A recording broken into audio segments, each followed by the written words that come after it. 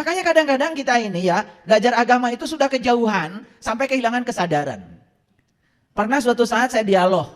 Jadi mohon maaf, saat itu saya butuh mobil pick up. Nah kebetulan yang punya mobil pick up itu ya seseorang. Dan saya tahu kalau beliau ini rajin sekali ngasih ceramah agama, macam-macam lah gitu. Nah dalam perjalanan mau ngambil bunga itu ke Cideng, terjadi dialog saya dengan beliau. Dialognya kok tiba-tiba cerita hadis kursi, ayat kursi. Kan di ayat kursi itu kan kita sudah hafal semua ya. Auzubillahi minasyaitonirrajim. Bismillahirrahmanirrahim. Allahu la ilaha illa huwal hayyul qayyum la ta'khudhuhu sinnatu wala naum. Allah dialah, tiada Tuhan selain Dia yang senantiasa berdiri tegak mengurus semua kebutuhan makhluknya. La ta'khudhuhu sinnatu wala naum. Dia tidak pernah tidur, tidak pernah ngantuk. Pertanyaan saya dalam dialog itu sederhana. Siapa dalam diri kita yang gak pernah tidur, gak pernah ngantuk? Bingung gitu. Diam aja sambil nyetir. Ya karena saya takut nyetirnya jadi bawa saya lagi. Udah saya bilang jangan dipikirin. Kejauhan ternyata pertanyaan saya. Tadinya saya cuma mau sharing aja. Kan kita mengatakan Allah tidak Tuhan selain Dia yang berdiri tegak mengurus semua kebutuhan makhluknya. Saking demikian cintanya pada makhluknya, beliau itu sampai gak pernah tidur, ngantuk pun enggak. Saya cuma tanya, siapa yang gak pernah tidur, gak pernah ngantuk dalam dirimu? Karena mikir, saya stop, ini bahaya ini lagi nyetir. Jadi saya bilang, udah tong dia mutan. Saya bilang, tong dia mutan. Rupanya saya salah. Gitu. Coba kita renungi sekarang. Ketika tidur, mata kita tertidur, telinga kita tertidur, mulut kita tertidur. Bahkan pikiran kita tertidur, semuanya lupa. Tangan kita tertidur, kaki kita. Satu-satunya yang gak pernah tidur adalah nafas.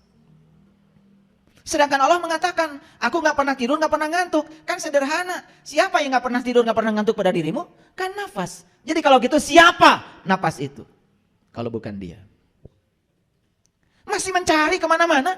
Padahal kita setiap hari bernafas. Makanya semua orang-orang belajar kesadaran yang diberdayakan nafas. Fokuskan pikiran pada nafas, sadari masuknya, sadari keluarnya. Orang-orang belajar kesadaran dimanapun seluruh dunia. Begitu caranya. Kenapa kita selama ini menyadari nafas saja tidak punya waktu? Padahal nafas adalah segalanya. Nafas adalah kekayaan yang luar biasa yang diberikan Allah kepada kita. Karena apa? Begitu hari ini kita berhenti bernafas, semua yang disebut milik kita berpindah tangan dalam sekejap. Bukankah bernafas itu adalah kekayaan yang luar biasa? Kenapa kita merasa tidak punya apa-apa? Padahal hari ini kita punya nafas. Dia yang tidak pernah tertidur, Dia yang tidak pernah terkantuk. Makanya saya sering bertanya, kenapa Anda bisa melihat saya? Karena punya mata. Salah. Orang mati juga punya mata, tidak bisa melihat. Orang mati punya telinga, tidak bisa mendengar. Orang mati punya mulut, tidak bisa mengunyah. Jadi sebetulnya yang menyebabkan semua kita bisa melihat, mendengar, mengunyah, dan merasakan semua jenis makanan, bukankah nafas kita? Sesederhana itu aja kita gak kenal. Jadi apa nafas itu? Nafas itu bukti keberadaan Dia sang hidup pada diri kita. Bukti keberadaan Allah pada diri kita. Makanya nanti kita akan menghembuskan nafas kita yang terakhir. Itu yang disebut dengan kematian. Jadi mati itu cuma menghembuskan nafas yang terakhir. Kemana? Ya ke sini. Kemana lagi?